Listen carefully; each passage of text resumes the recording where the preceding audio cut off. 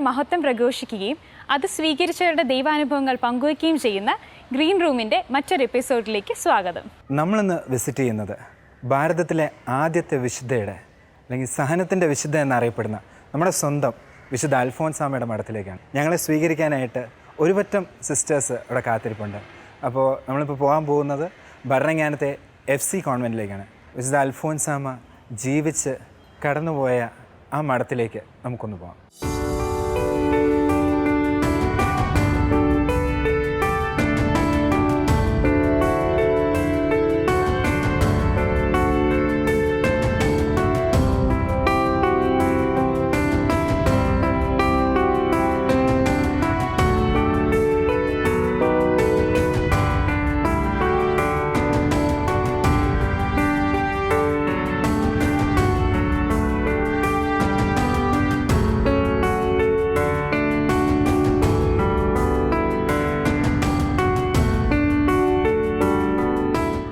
ഞങ്ങളെ ഈ കോൺവെൻറ്റിൽ സ്വീകരിച്ചതിലും വെൽക്കം ചെയ്തതിലൊക്കെ ഒരുപാട് നന്ദി.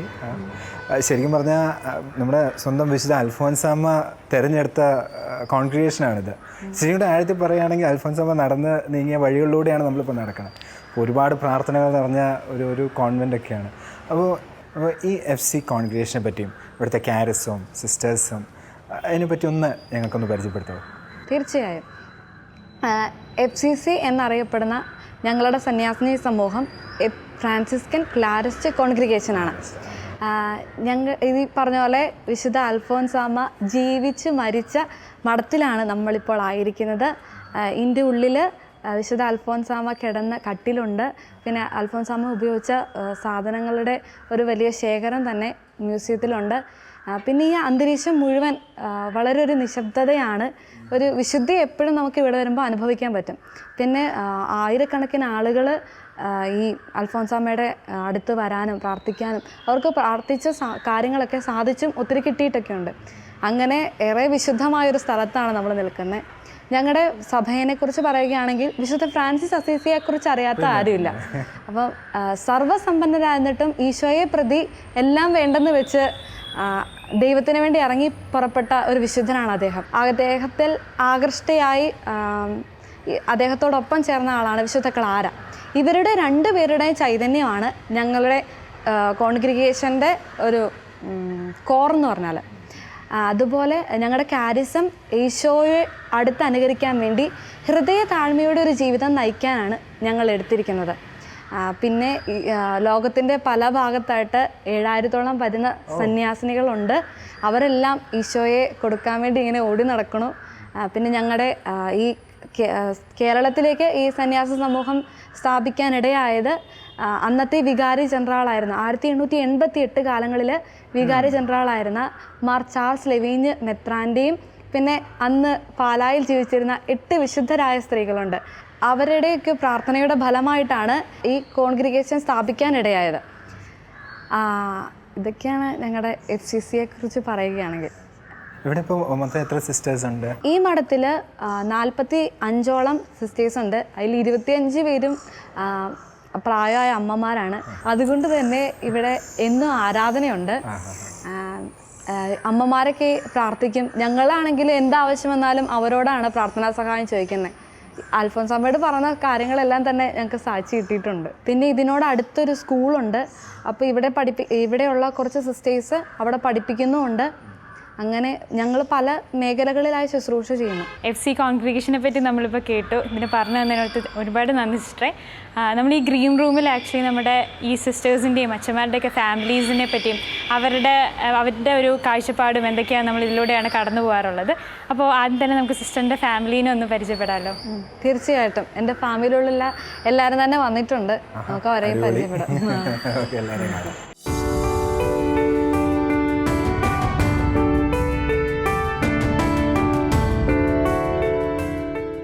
സിസ്റ്ററിൻ്റെ ഫാമിലീനെ കാണാൻ പറ്റിയതിൽ സന്തോഷം. 4 മക്കളടങ്ങുന്നൊരു വലിയ കുടുംബം തന്നെ. സിസ്റ്റർ ഫാമിലീനെ ഒന്ന് ഇൻട്രൊഡ്യൂസ് ചെയ്യാവോ? ഇതെൻ്റെ പപ്പ പേര് ബിജു. പപ്പ ഒരു ഫൈനാൻസിൽ വർക്ക് ചെയ്യാണ്. അമ്മയ്ക്ക് കുറച്ച് ബിസിനസ്സൊക്കെ ഉണ്ട്. അമ്മയുടെ പേര് ലിനി. ഇതെൻ്റെ ട്വിൻ സിസ്റ്റർ. അവളിപ്പം PG സെക്കൻഡ് ഇയർ ഇപ്പം തീരും. മൂത്ത അനിയൻ, അവൻ്റെ പേര് ലീ. അവനിപ്പം 11ലേക്ക്. ഇവൻ ഇളയവൻ, അവൻ 8ലേക്ക്. അവൻ്റെ പേര് ലിയോ. എൻ്റെ വീട് മൂലമറ്റം, വീട്ടുപേര് പുളിക്കൽ. പള്ളിയുടെ അടുത്തായിട്ട് തന്നെയാണ് വീട്. ശരിക്കും എൻ്റെ സിസ്റ്ററായ ഒരു കഥ എന്ന് പറഞ്ഞാൽ, അല്ലെങ്കിൽ അങ്ങനെ ഒരു വിളി സ്വീകരിക്കാൻ പറ്റിയത് ഒരു വലിയ ട്വിസ്റ്റാണ് ജീവിതത്തിൽ തന്നെ. ഞങ്ങൾ ചെറുപ്പം മുതൽ, ഞാനും എൻ്റെ ട്വിൻ സിസ്റ്റർ, അവളുടെ പേര് ലിയ, ഞങ്ങൾ വീട്ടിൽ തെരേസ മരിയാന്നാണ് വിളിക്കണേ. അപ്പോൾ ഞങ്ങൾ ഒരുമിച്ചാണ് വളർന്നതും എല്ലാം. അവളില്ലാതെ ഞാൻ അങ്ങനെ ഒരിടത്തും പോയിട്ടില്ല. പിന്നെ ക്യാമ്പിനൊക്കെ പോകുമായിരുന്നു. അങ്ങനെ ഇരുന്നപ്പം ഇവന്മാർ ചെറുതായിരുന്ന സമയത്ത് ഞങ്ങൾ 10ൽ പഠിക്കണ സമയം. അപ്പം നമുക്ക് സ്വാഭാവികമായിട്ട് അറിയാം, ഞങ്ങൾ പഠിക്കാൻ വരുമ്പം ബുക്കിലൊക്കെ കുത്തിയൊക്കെ വരയ്ക്കുമായിരുന്നു. അതുകൊണ്ട് ഞങ്ങളെ ഹോസ്റ്റലിലേക്ക് വിട്ടു. ആക്ച്വലി ഞങ്ങളുടെ വീട് ഞങ്ങളുടെ സ്കൂളുമായിട്ട് വളരെ അടുത്താണ്. പക്ഷേ ഇങ്ങനൊരു സിറ്റുവേഷൻ ആയതുകൊണ്ട് ഞങ്ങളെ ഹോസ്റ്റലിലേക്ക് പഠിക്കാൻ വേണ്ടി ഹോസ്റ്റലിലേക്ക് വിട്ടു. അധികം നമുക്കൊത്തിരി സംസാരം അപ്പം പൊതുവേ കുറയും, കാരണം പഠിക്കണമാണ് കൂടുതൽ പ്രിഫറൻസ് കൊടുക്കേണ്ടത്. അപ്പം അങ്ങനെ വന്നപ്പം ഞാൻ പൊതുവേ ഭയങ്കര സംസാരപ്രിയയാണ്. അതുകൊണ്ട് തന്നെ ഹോസ്റ്റലിൽ എല്ലാവരും പഠിക്കാൻ കയറി കഴിഞ്ഞാൽ പിന്നെ ആരും മിണ്ടാനില്ല. അപ്പം അങ്ങനെ വന്നപ്പോൾ എനിക്ക് എന്തെങ്കിലും ആരോടെങ്കിലും സംസാരിക്കാൻ വേണ്ടി ഞാൻ അന്ന് അവിടെ ചാപ്പലുണ്ട് ഹോസ്റ്റലിൽ. അപ്പോൾ ഞാൻ ചാപ്പലിൽ പോയി ഈശോയോട് സംസാരിക്കാൻ തുടങ്ങി. അതാണ് ഒരു തുടക്കം എന്ന് പറഞ്ഞാൽ. ഈശോയോട് സംസാരിക്കുമ്പം ഫസ്റ്റ് നമുക്കൊന്ന് റിപ്ലൈ ഇല്ലാത്ത പോലെ തോന്നും, പക്ഷെ നമുക്ക് അങ്ങോട്ടേക്ക് മിണ്ടണം എന്നൊരു ടെൻഡൻസി ഉള്ളൂ. അപ്പം ഞാനിങ്ങനെ എൻ്റെ അന്ന് നടന്ന കാര്യവും അങ്ങനെ എല്ലാ കാര്യവും ഞാൻ ഈശോയോട് പറയാൻ തുടങ്ങി. പപ്പയും അമ്മയും ഇല്ലാത്തൊരു സമയമായതുകൊണ്ട് വിഷമം വന്നാൽ അന്നേരെ ചാപ്പലിൽ പോയി പറയാനുള്ളൊരു ഇതാണ് ഉണ്ടായത്. അങ്ങനെ പറഞ്ഞ് എനിക്ക് എന്തോ ഭയങ്കര ഒരു ആനന്ദം ഉള്ളിൽ തോന്നി. ഈശോയുടെ ഒരു അറ്റാച്ച്മെൻറ്റും തോന്നി. അതാണ് സത്യം പറഞ്ഞാൽ എനിക്ക് എൻ്റെ ദൈവവിളിക്ക് ഏറ്റവും വലിയൊരു ബെനഫിറ്റ്, അല്ലെങ്കിൽ ദൈവവിളിയിലേക്ക് എന്നെ നയിച്ചൊരു കാര്യം. അങ്ങനെ ചാപ്പലിൽ ഇരുന്ന സമയത്ത് എനിക്കുണ്ടായ 2 ബോധ്യങ്ങളാണ് സന്യാസമാണ് എൻ്റെ ജീവിതമെന്ന് തീരുമാനിക്കാൻ എന്നെ സഹായിച്ചത്. ഒന്നാമത്തെ കാര്യം ആനന്ദം. ഞാൻ ആദ്യം പറഞ്ഞിരുന്നു, അതായത് നമുക്ക് ഫ്രണ്ട്സുമായിട്ട് മിണ്ടുമ്പോഴും സന്തോഷമുണ്ട്, പിന്നെ വീട്ടിൽ ഫാമിലിയുടെ കൂടെ ആയിരിക്കുമ്പോഴും സന്തോഷമുണ്ട്. പക്ഷേ ഇവിടെ ഒന്നും ഇല്ലാത്ത എന്തൊരു സംഭവം നമുക്ക് ചാപ്പലിലായിരിക്കുമ്പോൾ എനിക്ക് തോന്നാറുണ്ട്. പിന്നെ രണ്ടാമത്തെ ഒരു കാര്യം എന്ന് പറഞ്ഞാൽ, ഞാൻ പറഞ്ഞിരുന്നല്ലോ, ഞാൻ ചെറുപ്പം മുതൽ അങ്ങനെ സന്യാസിനി ആവണമെന്ന് ആഗ്രഹിച്ചു വന്ന ആളൊന്നുമല്ല. അതുകൊണ്ട് തന്നെ ഞാനും കെട്ടാൻ പോകുന്ന ഒരാളെക്കുറിച്ചൊരു കൺസെപ്റ്റൊക്കെ വെച്ചിരുന്നു. അതിലൊന്നാമത്തെ കാര്യമാണ് സൗന്ദര്യം. എനിക്ക് നല്ല സൗന്ദര്യമുള്ള ചെക്കനെ കെട്ടണം എന്നായിരുന്നു. അപ്പം അങ്ങനെ ഞാനിങ്ങനെ എല്ലാവരും നമ്മളൊന്ന് നോക്കും, കൊള്ളാമല്ലോ, പക്ഷെ എന്തൊക്കെയോ ഡിഫക്റ്റ് അവനുണ്ട് എന്ന് എനിക്ക് തോന്നാറുണ്ട്. അങ്ങനെ ഞാൻ നോക്കി വന്നപ്പം ഈശോയിലേക്ക് നോക്കിയപ്പോൾ എനിക്ക് ഭയങ്കര പെർഫെക്ഷൻ തോന്നി. ആന്തരികമായും ഭയങ്കര പെർഫെക്ഷൻ, പിന്നെ രൂപവും എനിക്ക് ഭയങ്കരമായിട്ട് ഇഷ്ടപ്പെട്ടു. മറ്റാർക്കും ഇല്ലാത്ത പോലെ എന്തൊരു സൗന്ദര്യം എനിക്ക് ഈശോയിൽ കാണാൻ പറ്റി. അങ്ങനെ ഈ 2 മെയിനായിട്ടുള്ള കാര്യങ്ങളാണ് എന്നെ സന്യാസം എന്ന ജീവിതത്തിലേക്ക് ആകർഷിച്ചത്. പിന്നെ ഇങ്ങനൊരു പെട്ടെന്നായിരുന്നല്ലോ ഈ ഒരു തീരുമാനം വന്നത്. ഹോസ്റ്റലിലേക്ക് പറഞ്ഞു വിടുന്നു, പഠിക്കാൻ പറഞ്ഞു വിട്ടു, തിരിച്ച് ഇങ്ങനൊരു റെസ്പോൺസ് കേട്ടപ്പോൾ എന്തായിരുന്നു നിങ്ങളുടെ മനസ്സിൽ തോന്നിയത്? ശരിക്കും 10ാം ക്ലാസ് കഴിഞ്ഞപ്പം സന്യാസ ജീവിതത്തിലോട്ട് പോകണമെന്നൊരാഗ്രഹം അവൾ പറഞ്ഞപ്പം വിടാൻ താല്പര്യമില്ലാഞ്ഞിട്ടല്ല, എങ്കിലും 10ാം ക്ലാസ് കഴിഞ്ഞപ്പോൾ പറയാം എനിക്ക് കല്യാണം കഴിക്കണമെന്ന് പറഞ്ഞാൽ നമ്മൾ സമ്മതിക്കുമോ എന്ന് പറഞ്ഞ രീതി ഇത് ഒരു ജീവിതാന്തസ്സാണ്, അപ്പോൾ അത് തിരഞ്ഞെടുക്കാൻ ഇച്ചിരി പ്രായമാകണം എന്ന് ഞാൻ പറഞ്ഞു. അപ്പോൾ അവൾ പറഞ്ഞ ഒരു കാര്യം ചെയ്തു, എന്നെ +1 +2 അവിടെ വിട്ട് പഠിപ്പിച്ചാൽ മതി. അപ്പോൾ ഞാൻ പറഞ്ഞാൽ കുഴപ്പമില്ല, കാരണം എൻ്റെ ഫാദറിൻ്റെ 2 അനിയന്മാർ അച്ഛന്മാരാണ്, 2 സിസ്റ്റേഴ്സ് ഉണ്ട്. അപ്പോൾ അങ്ങനൊരു വൈദിക ഫാമിലിയിൽ നിന്നാണ് എൻ്റെ കുടുംബം വന്നേക്കുന്നത്. അപ്പോൾ അതുകൊണ്ട് ഞങ്ങൾക്ക് അവരെ ഇഷ്ടമാണ്. പോകുന്നതിലും ബുദ്ധിമുട്ടുണ്ട്, പക്ഷേ അവർ നമ്മളെ എടുക്കുന്ന ഡിസിഷൻ നല്ലതാണോ അത് അറിയാനൊരു പ്രായമുണ്ടല്ലോ, അല്ലെങ്കിൽ അതിനൊരു പക്വതയുണ്ടല്ലോ. അപ്പോൾ അങ്ങനൊരു ഇത് മാത്രമേ പറഞ്ഞുള്ളൂ, ബാക്കിയെല്ലാം ഹാപ്പിയായിരുന്നു. പോയതിന് സന്തോഷം. അവളെ പിന്നെ ഈ അടിച്ചു പൊളിച്ചുള്ള ആ ഒരു രീതിയിൽ നിന്ന് നമുക്ക് പെട്ടെന്ന് മാറുമ്പോൾ നമുക്കൊരു ഇതുണ്ടല്ലോ, കാരണം പോവോ ഇല്ലയോ, ഇത് വെറുതെ തോന്നുന്നതാണോ, ആ ഒരു ഇതുള്ളായിരുന്നു. ഇരട്ട കുട്ടികളിൽ ഒരാൾ സിസ്റ്റർ ആവാനായിട്ട് പോയപ്പോൾ എങ്ങനെയായിരുന്നു അമ്മ അതിനെ സ്വീകരിച്ചത്? വളരെ സന്തോഷമായിരുന്നു. കാരണം ഞാൻ നേരത്തെ തൊട്ട് പ്രാർത്ഥിക്കുമായിരുന്നു, മക്കളായപ്പോൾ തൊട്ട് ഞാൻ പ്രാർത്ഥിക്കുമായിരുന്നു. 4 പേരുണ്ട്, 4 പേരിൽ ആരെ വിളിച്ചാലും 4 പേരെ വിളിച്ചാലും നമ്മൾ സന്തോഷമാണ്. പക്ഷെ അവളങ്ങനെ ഒരു തീരുമാനം പറഞ്ഞപ്പം വളരെ സന്തോഷമായിരുന്നു. പിന്നെ ഞാൻ ജീവിച്ചു വന്ന സാഹചര്യം എന്ന് പറഞ്ഞു കഴിഞ്ഞാൽ, പപ്പയുടെ വല്യമ്മച്ചി എൻ്റെ ഒരു ഭയങ്കര റോൾ മോഡലായിരുന്നു.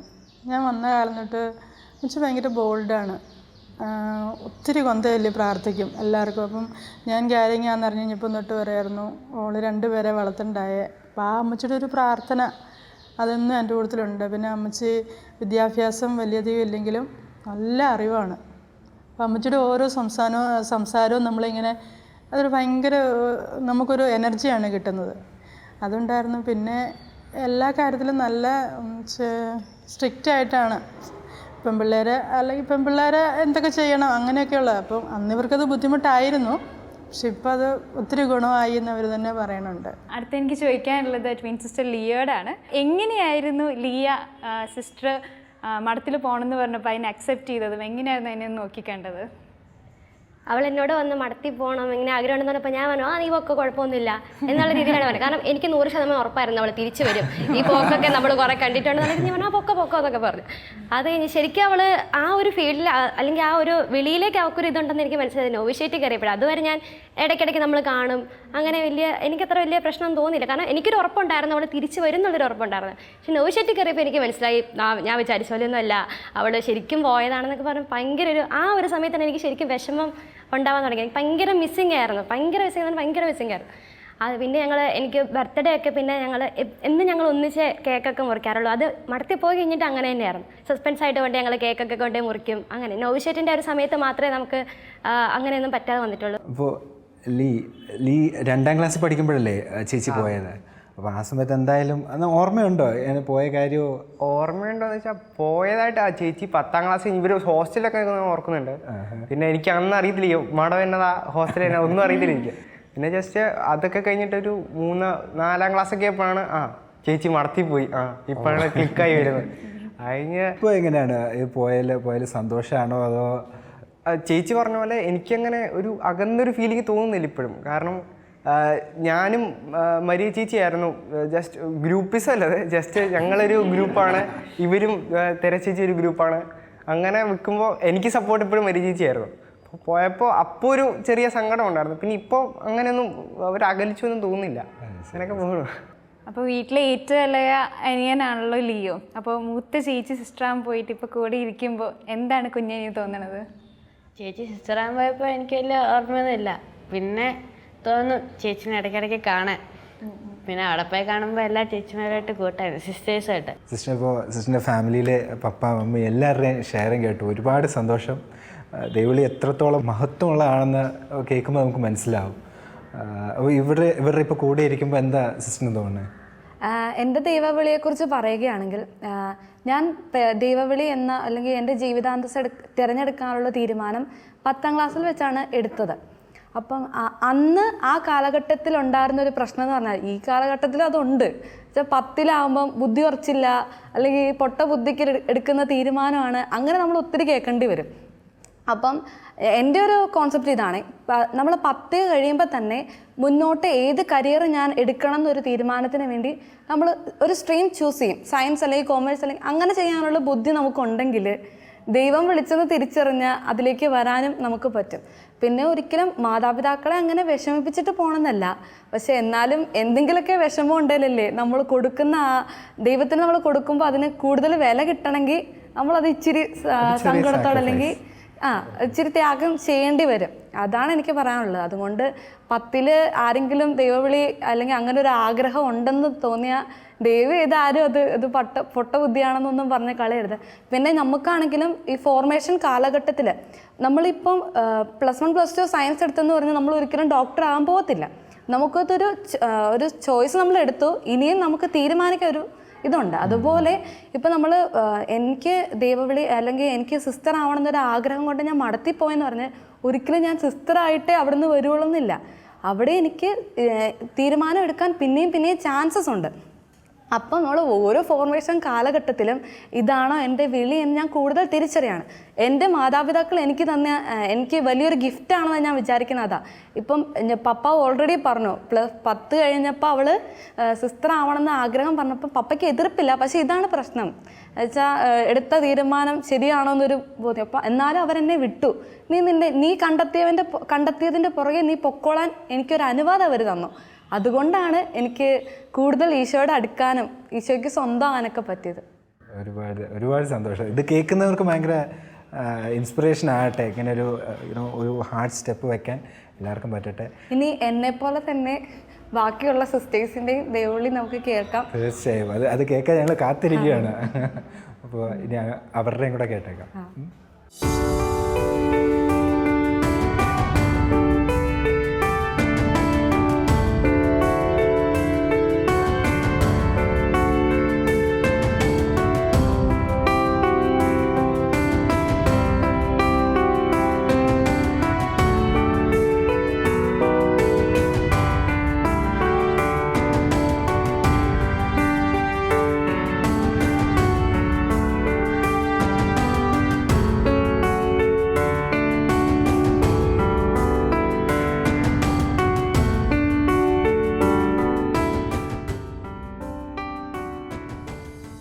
ഇപ്പോൾ നമ്മോടൊപ്പം ആയിരിക്കുന്നത് സിസ്റ്റർ ടെസ മരിയാണ്.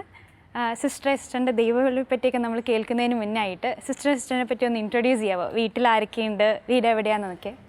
എൻ്റെ പേര് സിസ്റ്റർ ടെസ മരിയ. വീട് പൂരണി, ഇവിടെ പാലയ്ക്കടുത്ത് തന്നെയാണ്. വീട്ടിലെ പപ്പായുണ്ട്, മമ്മിയുണ്ട്, ഒരു ചേച്ചി, 2 ആങ്ങളമാർ. പിന്നെ ഞാനിപ്പോൾ പാലാ സെൻറ് തോമസ് കോളേജിൽ MSc പഠിക്കുകയാണ്. ശരി, post graduate degree. Yes. Okay sister, ഏതായാലും സിസ്റ്ററായി ഈ ഒരു വിളി തിരഞ്ഞെടുത്തു. ഈ ഒരു ജീവിത വഴികൾ, അല്ലെങ്കിൽ സിസ്റ്റർ ജീവിച്ചു പോകുന്ന വഴികൾ, അല്ലെങ്കിൽ സിസ്റ്റർ ഇൻഫ്ലുവൻസ് ചെയ്ത കാര്യങ്ങൾ ഇതിലേക്ക് നയിക്കാനായിട്ട് എന്തെങ്കിലും ഉണ്ടെങ്കിൽ ഒന്ന് പറയാമോ? എൻ്റെ ദൈവവിളിയെ പറ്റി ചിന്തിക്കുകയാണെങ്കിൽ എന്നെ ഏറ്റവും അധികം ഇൻഫ്ലുവൻസ് ചെയ്തേക്കുന്നത് എൻ്റെ പേരൻസാണ്. അവരുടെ ജീവിത മാതൃക, പ്രത്യേകിച്ചും ചെറുപ്പം മുതലേ ഒത്തിരിയേറെ പ്രാർത്ഥനയിൽ അവരെന്നെ വളർത്തി. പിന്നെ അവരുടെ ജീവിതത്തിൽ പ്രത്യേകമായിട്ട് ഞാൻ ശ്രദ്ധിച്ചത് അധ്വാനപൂർണ്ണമായ ജീവിതമാണ്. അതുപോലെ പാവങ്ങളോടുള്ള സ്നേഹം, അതൊക്കെ എന്നെ ഏറെ സ്പർശിച്ചിട്ടുണ്ട്. അപ്പോൾ എൻ്റെ മനസ്സിൽ അതൊക്കെ ചെറുപ്പം മുതലേ ഉണ്ടായിരുന്നു. അതിനുശേഷം പല സാഹചര്യങ്ങളിൽ കൂടെയൊക്കെ കടന്നു പോകേണ്ടി വന്നു. എൻ്റെ ഉള്ളിലെ ദൈവവിളി എന്നൊരു വിത്ത് ദൈവം പാകിയിട്ടുണ്ടെന്ന് ഞാൻ തിരിച്ചറിഞ്ഞത് ഞാൻ 4ാം ക്ലാസ്സിൽ പഠിക്കുമ്പോൾ എനിക്കൊരു സ്കിറ്റ് അവതരിപ്പിക്കാനായിട്ട് ദൈവം ഒരു അവസരം തന്നു. ആ ഒരു സമയത്തൊക്കെ ഞാൻ വളരെ ഇൻട്രോവേർട്ടായിരുന്നു, വളരെ ശാന്തമായിട്ടൊരു സ്വഭാവമൊക്കെ ആയിരുന്നു. അപ്പോൾ എൻ്റെ ടീച്ചേഴ്സിന് എന്നെ വളരെ ഇഷ്ടമൊക്കെ ആയിരുന്നു. അപ്പം അവർ പറഞ്ഞു ആ സ്കിറ്റിൽ ഞാൻ അവതരിപ്പിക്കാനിരുന്ന ആ റോളിന് ഏറ്റവും യോജിച്ച വ്യക്തി ഞാനാണെന്ന് അവർക്ക് മനസ്സിലായി. അപ്പോൾ അതനുസരിച്ച് അവരെന്നോട് ചോദിച്ചു. അപ്പോൾ ഞാൻ അന്നൊന്നും എതിരൊന്നും പറയാത്തൊരു രീതിയായിരുന്നുകൊണ്ട് അങ്ങ് സമ്മതിച്ചു. പക്ഷെ എന്ത് ചെയ്യണമെന്നൊന്നും എനിക്കറിയില്ലായിരുന്നു. പക്ഷെ അതിനകത്ത് ഞാൻ അവതരിപ്പിച്ച റോളെന്ന് പറയുന്നത് മെയിനായിട്ടുള്ള റോളായിരുന്നു. അതിൽ മടത്തിച്ചേരാൻ ആഗ്രഹിക്കുന്ന ഒരു കുട്ടിയുടെ റോളായിരുന്നു. ഒത്തിരിയേറെ പ്രതിബന്ധങ്ങൾ തരണം ചെയ്തുകൊണ്ട് സന്യാസത്തിലേക്ക് പോകാൻ ആഗ്രഹിക്കുന്ന ഒരു വ്യക്തിയുടെ റോളാണ് ഞാൻ അതിനകത്ത് ചെയ്തത്. അപ്പം ആ കളിയൊക്കെ വളരെ നന്നായിട്ട് ചെയ്തു. അതിനുശേഷം ഇറങ്ങി വന്നപ്പോൾ എൻ്റെ ആൻറ്റി ഉണ്ടായിരുന്നു. അപ്പോൾ ആൻറ്റി എന്നോട് ചോദിച്ചു, മോളെ നിനക്ക് മടത്തിച്ചേരണമെന്ന് വല്ലതും തോന്നുന്നുണ്ടോ എന്ന് ചോദിച്ചു. അപ്പോൾ എനിക്ക് പെട്ടെന്ന് ഒരു ചെറിയ വിത്തം കിട്ടും. അന്ന് ആ വിത്ത് പാകി ദൈവം. അപ്പോൾ എൻ്റെ മനസ്സിൽ പെട്ടെന്ന് എനിക്ക് തോന്നി, എനിക്ക് ഇനി ദൈവവിളി ഉണ്ടോ, മഠത്തിലോട്ട് പോകണമെന്നൊരു ദൈവം എന്നെ വിളിക്കുന്നുണ്ടോ എന്നൊരു ചിന്ത എൻ്റെ മനസ്സിലോട്ട് വന്നു. അപ്പോൾ അതെൻ്റെ മനസ്സിൽ കിടന്നു. ഞാൻ ആരോടും ഒന്നും പറഞ്ഞിട്ടില്ല.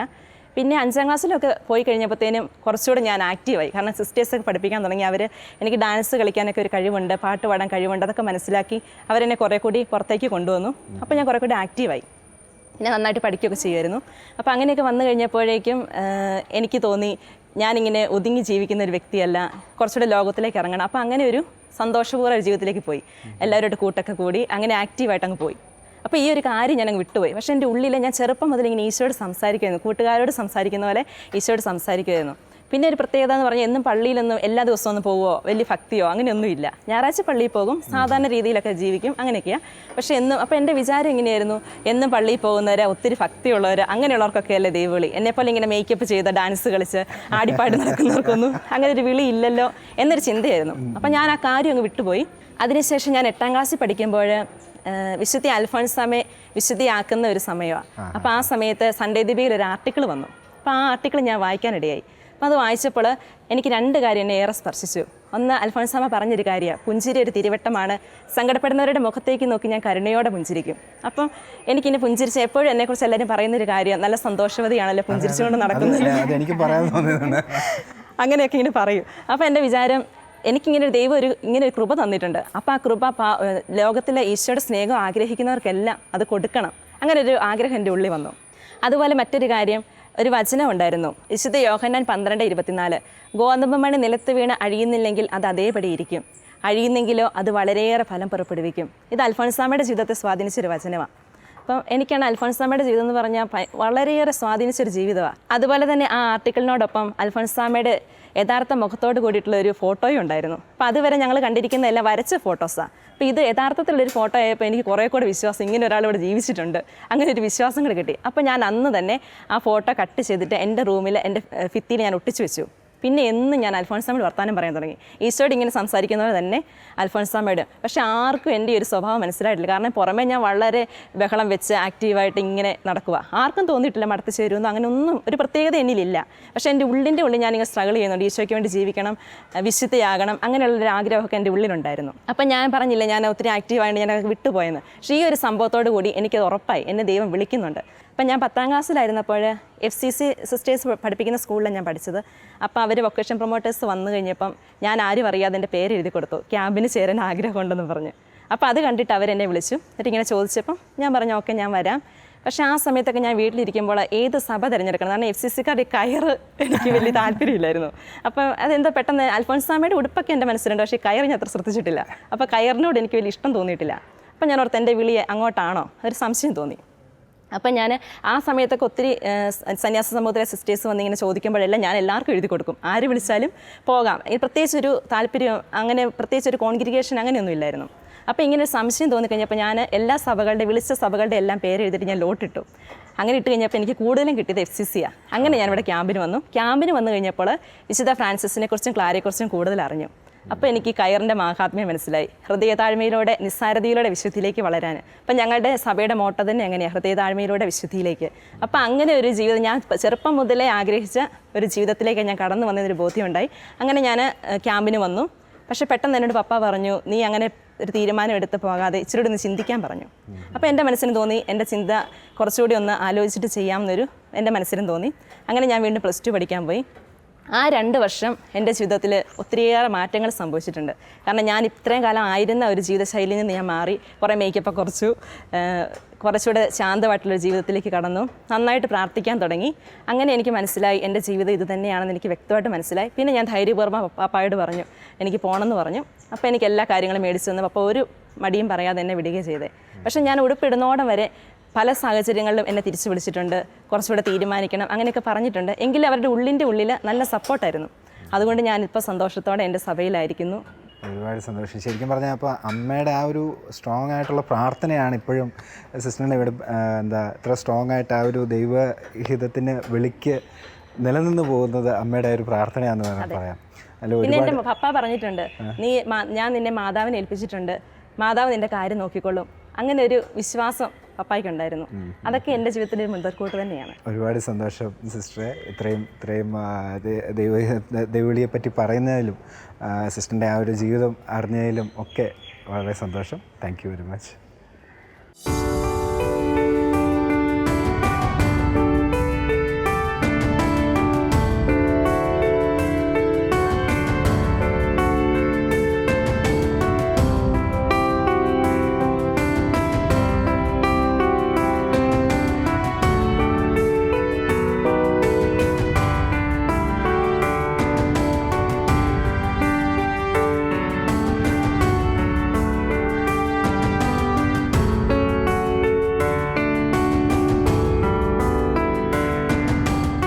നമ്മളിപ്പോൾ പരിചയപ്പെടാൻ പോകുന്ന സിസ്റ്റർ എന്ന് പറഞ്ഞാൽ ഒരുപാട് ജീവിതാനുഭവം, ഒരുപാട് ദൈവാനുഭവം, ഒപ്പം ഒരു ഡോക്ടറേറ്റ് എടുത്ത ആൾ, ഒരു പ്രിൻസിപ്പളായിരുന്നു, ഇപ്പോൾ ഒരു സുപ്പീരിയർ ആയിട്ടിരിക്കണു.